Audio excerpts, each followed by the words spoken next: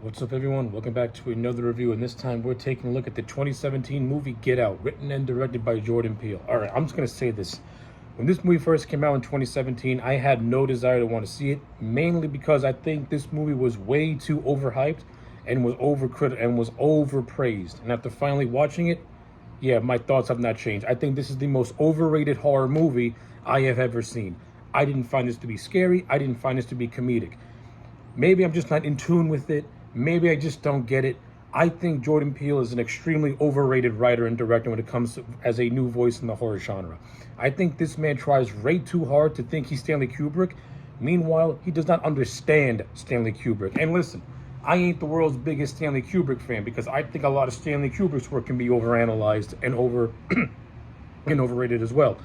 But at least Kubrick, he understands how to build tension. He understands how to build suspense. He understands how to create an intriguing story.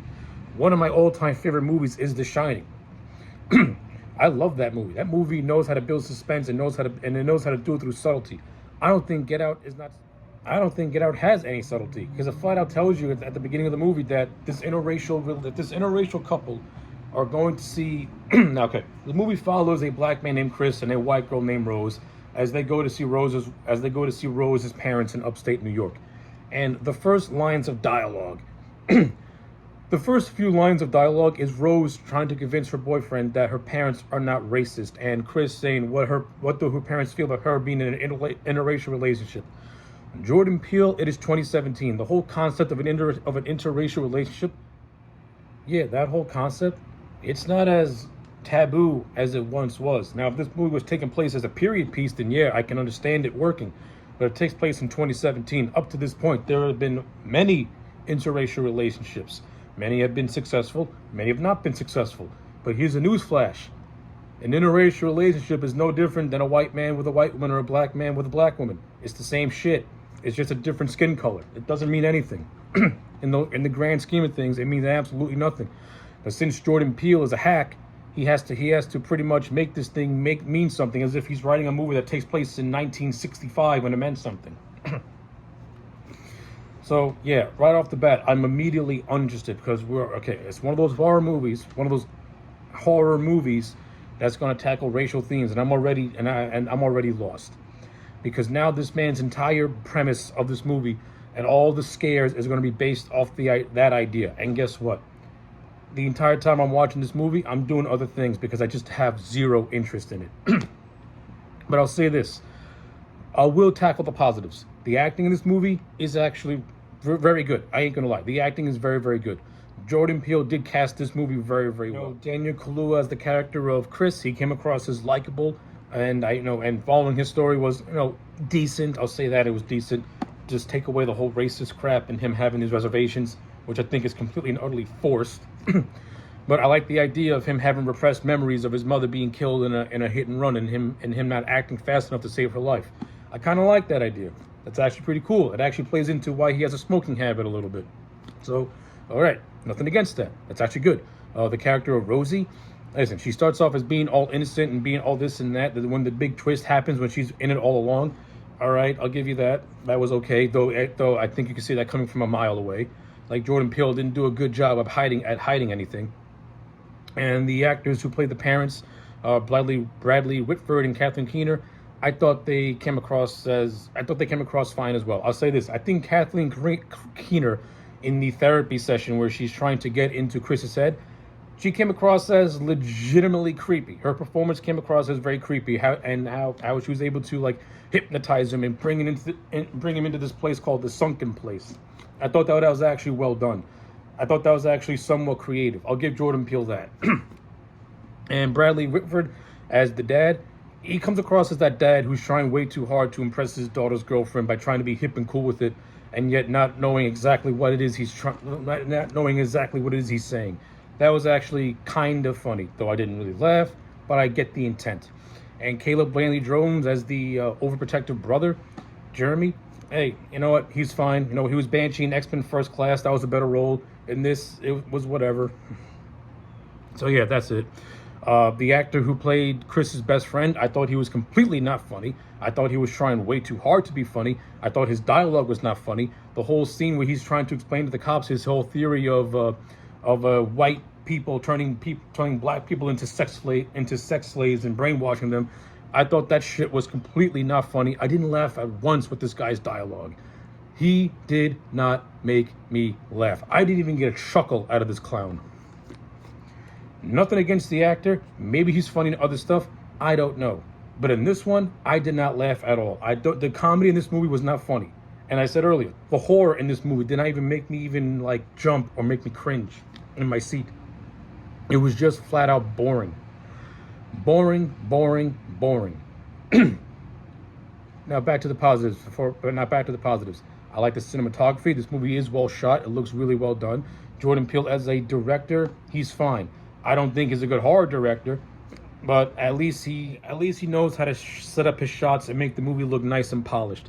And I think I'm being maybe a little too overly critical, because there were certain scenes that I did think Jordan Peele did a decent job at building up some suspense and tension. I'll give him that. Will I put him up there as one of the elite horror directors of the modern age? Absolutely not. Absolutely not. It took me almost 6 years to watch this movie because I had zero interest in it. And to tell you the truth, I could have gone another 6 years without watching it, and I still think I would have missed absolutely nothing. So yeah, that's that. And the whole over explanation as to why the Armitage family is doing what they're doing is just flat out confusing and flat out dumb. And it's just Jordan Peele, waving his, racial flag.